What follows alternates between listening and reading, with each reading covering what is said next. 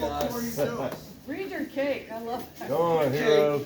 We don't want no speech, Congratulations, Elvis. Elvis says just left the building. Not yet. This journey began January We don't want no speech, Elvis. 1996. This journey right here. Today it's gonna close. There you go. You can all. Elvis has just left the building. No, it's Not yet. conclusion. You're gonna put that cape on? We get to hear it too. Put the cape on. You gotta give us some respect for the first time in your life. Today, I should have wrote this down, but I consider myself the luckiest man on the face of the earth. It's unreal. The first time I walked in the Verona post office, I was 8 years old. I think the clerk I saw was Rick. 1970. I just mistakenly put an envelope and my mom gave me to give to our mechanic. It had money in it, Mr. Geibel on South Avenue. And she gave me a couple other envelopes to mail, and of course, I put it in the mailbox instead. I was so scared, I ran down here on a hot day, and I was like, oh, you gotta help me, you gotta help me. My mom's gonna kill me. And I think Rick said, it's okay, it's okay. No. You know, we'll get in the Jeep and run up there real fast, and we'll get it for you. So he brought it to me, and I was like, oh my God. And it's weird that I just thought of that recently. I like suppressed it all these years because of, you know, the fear, you know, and I never ever thought of it, and it just came to me. When did I come in this building? So it's like, that would be my first memory, and today's gonna be my last memory. So I've been so blessed. I've had incredible supervisors, managers. You know, the first couple were a little shady, but it got good real quick after that.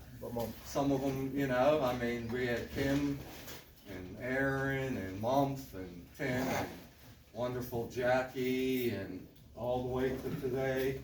I've had with Steve, I've had great supervisors, Carl, Phil, Joe. I mean, we've been very lucky here. I mean, you hear horror stories from offices everywhere else, and people just hated their jobs. They couldn't stand it. I mean, here we've been so fortunate, and I just, you know, I'm thankful for them. You know, the clerks here, a lot of them were here when I started. 3 of them are still here. You know, it's been great. You know, I've never had a problem with any of them. You know, my coworkers, I appreciate you, especially the ones that show up to work every day. Jackie used to thank us, thanks for coming in. The ones that do their job every day, the ones that do their ride every day, the ones that help out when you need to help out. You know, I appreciate that. Thank you for stepping up and doing that. So, who else do I want to thank? You know, I want to thank Keith. Keith, we've had the best mechanic in the world here taking care of us all these years. I had Tommy Fall over here taking care of our personal vehicles all these years. You know, it's so lucky. I've been so blessed. I have the best drive in the world, 2 minutes each way. 2 minutes each way. So lucky. You people that drive whatever, you're crazy. I'm just so. I think your drive's better now. So I want to share one story. Nothing that you know, is going to be important is this. Money and time. What is more valuable? What is more valuable? Your time is more valuable. We make $30-some an hour to deliver mail. You know, we get paid more than policemen, firemen, first responders. You know, delivering mail, we get paid more than them. You know, it's like, you can make all the money you want.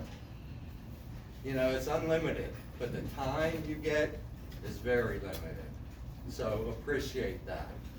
I have a customer, Denise Capabianco, that's on 460 Old Coal Hollow.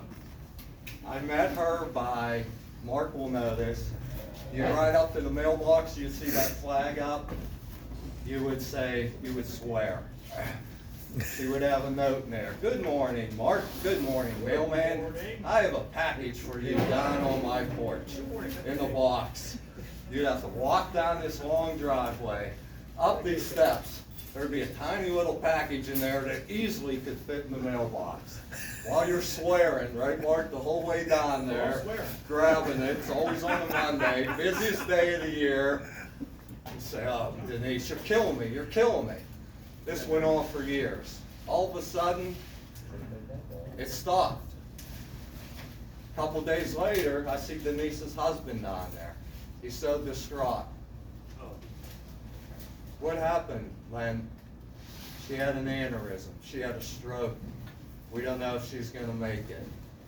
Denise had the most life in the world. So vibrant, healthiest eater. Just so much energy, always a good morning, always a smile, always happy. But all those days, I still, when she left something for me, I would cuss, and say. So these last 2 years, I haven't heard from her. I thought of her, I prayed for her. On Tuesday morning, I see Len. I got 2 days left. I see Len, I haven't seen him. Come here, come here, come here. I want you to see her. Denise is finally home. I'm like, oh my God. I walk in there. This poor woman laying in this bed, barely recognizable, can barely hear her, can understand. She recognized my voice. I didn't know what to say. My husband is crying the whole time. I said, look what this poor man has gone through these last 2 years. And that fast. Your whole life has changed. I did not know what to say to her. I says, she knows Billy, she knows Mark. I says, they've retired. I'm retiring with them. I don't know what she said. I don't know what she said. I went over, grabbed her hand. You said you come play volleyball. No. Grabbed her hand. I said, I love you. She said something. I said, Lenny, thank you so much for letting me see her. Thank you, God, for letting this happen with 2 days to go. So I'm going to leave you on that, man. Know what's important in your life. When you see your loved ones, tell them. Tomorrow's not guaranteed. At Seneca, so many days I walk in there, I see a picture. That means somebody died. You just talked to them 2-3 days ago. You've known them for years. You see that picture, you know they're gone. Thank you. Thank you so much for coming in. I appreciate it. Luck, Ellen. There you go. Do it. In other words, don't live to work, work to live. This is my uniform today, folks. Sorry, Postmaster. What do we got? Elvis has left the building. There's cake here and there's coffee. And I forgot to mention, 3 o'clock today, the world famous Leon Pizza will be supplying food for you folks. Don't reach for your 96s, come back early, you can get some pizza.